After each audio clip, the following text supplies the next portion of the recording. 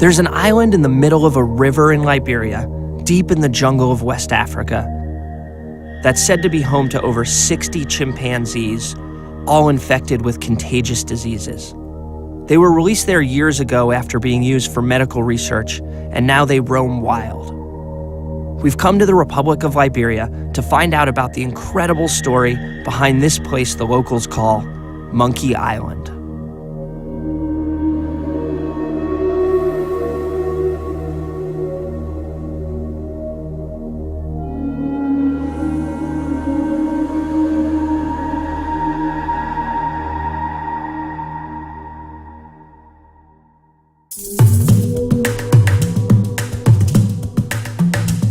Upon arriving in Liberia, one of the first things we noticed is that monkeys, apes, chimps are everywhere.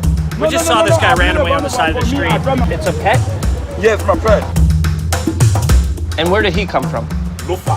And isn't that where they had the Ebola outbreak? Yeah, that's where the rumor's from. Oh, okay. Oh, the rumor. I'm sorry. That's where the rumor's from. To get to Monkey Island, we first had to drive 40 miles outside of Monrovia to a small village on the edge of the Farmington River.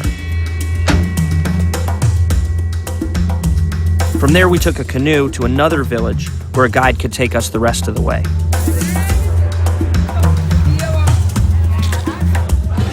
We just got to this little village and we're trying to negotiate for a bigger boat. Which one's yours? Yes. This one right here? Yeah. It has an engine, right? Yes. And you can take us to Monkey Island? I don't want to get it. I'll kill you. $50? No, $50. No $50 US dollars? 50. Okay, 80. It's a deal.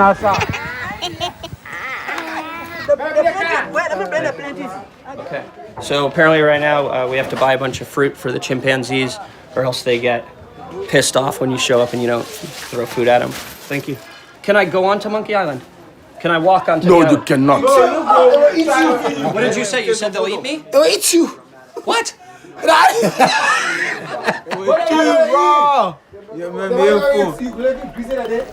And if we weren't already on edge about the apes, our guides themselves didn't instill much confidence as they forgot to untie the boat when we pushed off. Oh my God. The rope is pulling us over. Oh, shit. We're about to fuck. Don't worry. Oh, no. Oh, shit. This man a brave man. Oh, you scary. All of you scary, but the man brave. We broke half the boat. But onward to Monkey Island.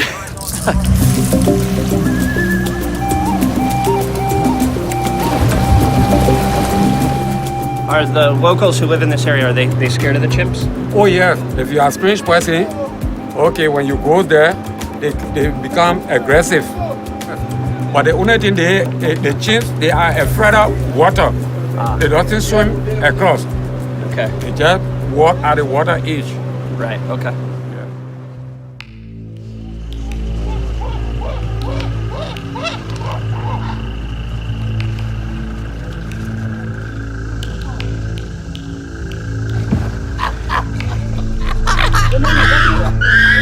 All right, so we just pulled up to the island. We could hear the chimps making a lot of noise as we approached, and now there's two of them that have come out of the bush. Yeah, they're afraid, yeah. They're afraid? I'm afraid. Right then, a huge male charged out of the forest towards the boat. Back it up, back it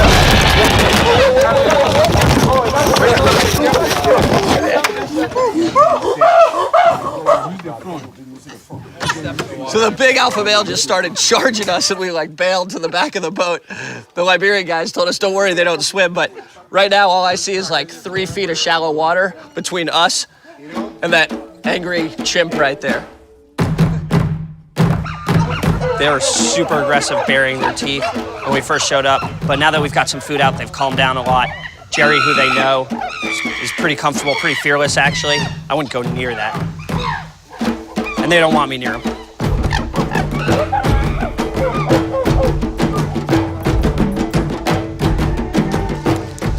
This one's pissed at me. This one right here at the base of the tree limb is splashing us for some reason. I'm not sure what's going on.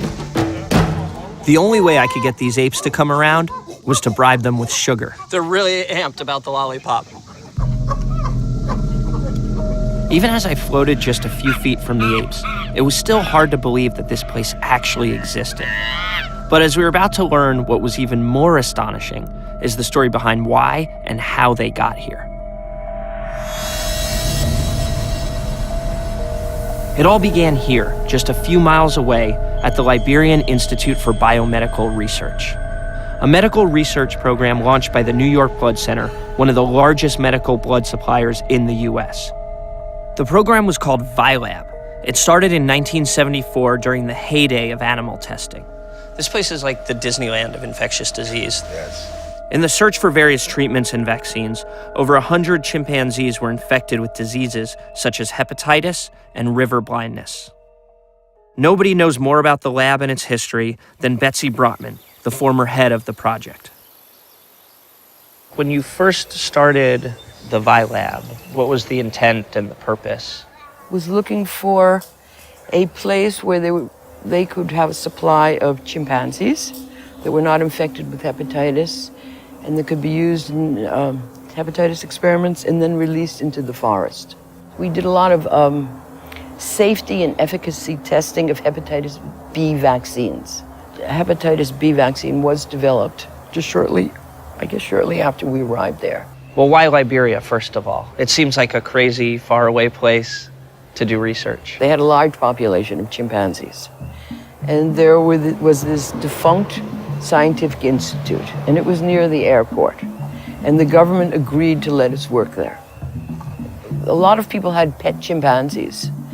And when they get past a certain age of around 5, they're not really very good pets anymore. And that's how we acquired our animals until we had enough breeding age animals that we didn't need outside animals anymore. To get a better understanding about the scientific research going on at VILAB and how the apes ended up on the island, we spoke with Preston Marks, who was a virologist working at the Institute. When I showed up in 87, it was already a big program and established. Something in the neighborhood of 100 chimpanzees were there, maybe more. Why chimpanzees, just from a virologist perspective? Why is that They're the important? only susceptible species for hepatitis. Yeah, if you'd use monkeys or mice, we would be using them. So it was a very special need. Once a chimpanzee would be hepatitis positive, then obviously you need naive animals that have not been used in experiments. So they started releasing them onto these islands. The reason you can do that is chimpanzees can't swim. Their center of gravity is about here. You know, they got little small butts and small legs, so when they just sink, they can't lay horizontally in the water the way a human being can.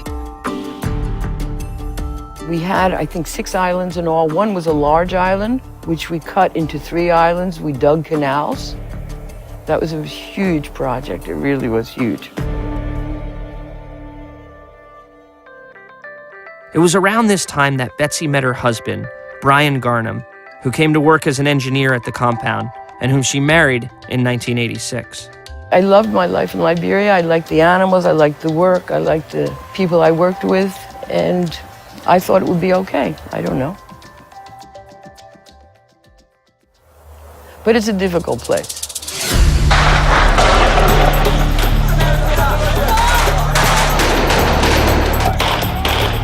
In 1989, Liberia descended into the absolute chaos of the first of 2 violent civil wars. Rebel groups led by the now infamous warlord Charles Taylor formed a particularly brutal uprising that included child soldiers, cross-dressing cannibals, and wholesale slaughter of innocent civilians. Amidst this madness, Betsy continued both her research and the care of the chimps they had retired to the island. If they came to shoot a chimp, I'd stand in front of the cage like that. So Charles Taylor and the rebels were coming. What made you decide to stay? Well, we had about 100 chimpanzees, and they were in cages, and there were animals on islands. They all had to be fed. And we had a lot of employees, maybe 50, 60. And we thought that if we stayed there, we could keep the place together and that the employees would remain unharmed. Expatriates were running away, Liberians were running away, and when we would go to the islands to feed the chimps, we would see bodies floating in the water, sometimes women with babies tied to their back. And the people were dying, and they were starving to death, and little children. Sometimes I didn't want to go outside because I knew there would be dead children outside. because they had starved to death that night. As the war escalated, Betsy found herself more and more compelled to help the victims of the slaughter. There was a hotel about 3 miles from our house, and it was filled with 600 women and children, all from this village. And they had killed all the men and all the boys over 12. And eventually I got permission from Charles Taylor, because I heard that their lives, these women, that there was going to be a massacre at the hotel.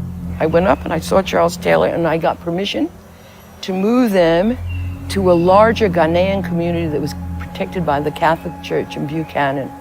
I mean, here you are running like a chimpanzee research facility, but in the middle of a civil war, and you're saving hundreds of Liberian women and children. That doesn't sound crazy to you? No, I think we spent a lot of time doing those kind of things more than, I mean, we went to work every day, but we got very involved in the community. Anybody would get very involved in the community. Betsy and the lab were able to remain unharmed until 1993, when the violence of the Civil War made its way to her doorstep. The people opposed to Taylor were coming up the airport road. Taylor's people called on the radio, I guess, and said they were leaving. My husband and I knew we were all alone there. As the anti-Taylor forces swept through the area, they stormed into her home and came after her husband, Brian. They just came in. And I think they thought that he had worked for Charles Taylor because we were the only expatriates that stayed behind. And they shot him. And he just died right away. I mean, he just fell to the ground dead. And I tried to make them shoot me, and they wouldn't do it. Why did you stay in Liberia after your husband was killed in front of you? I mean, how could you just walk out with all those other people? You run away and leave the people and the chimps, and it just, I don't know. Betsy continued to work at the lab and made it through both the First and Second Civil War in Liberia. But in the end, it wasn't the violence that closed the lab, but more the change of public opinion regarding animal testing with primates back home in America.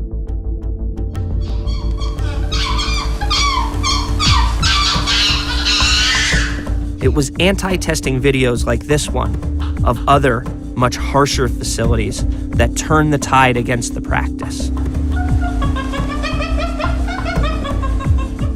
By the late 90s, when chimpanzees were proven to be a poor model for HIV and AIDS research, the NIH placed a moratorium on breeding research chimps, making the case that most chimp testing was more cruel than effective.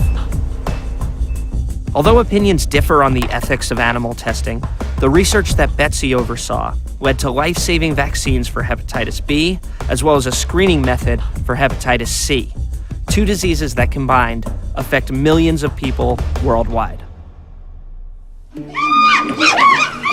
Regardless of these exceptions, federal grants given for chimp-based research began to decline significantly.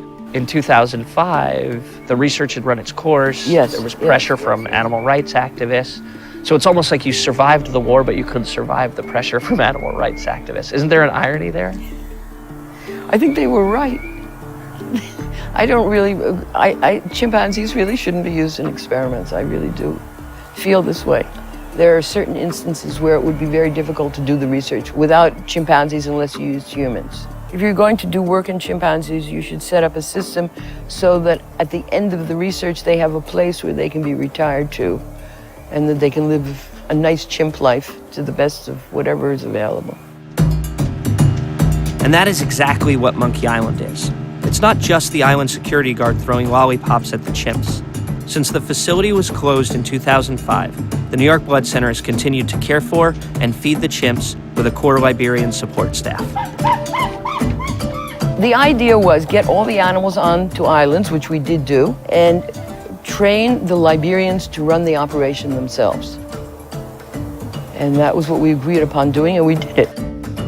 Although the caretakers wished to have their identities hidden for security reasons, they did agree to take us back to the island and show us how the apes were really cared for. I mean, it's very exciting to go to the islands. And the way the animals interact with the caretakers. Their caretakers used to work with the animals at the lab, and they have a good medical background. And they observe the chimps. They go every other day. They make sure all the animals report. And you saw the place. It looks pretty good, doesn't it? It does. I mean, it's fantastic. This was a very different experience from my initial visit. This time, it was clear that the chimps were very familiar with the caretakers and trusted them completely. How old are some of the chimps? They're in their 30s, some of them. I can tell that, like, you kind of love these chimpanzees. Yes, I like them very much.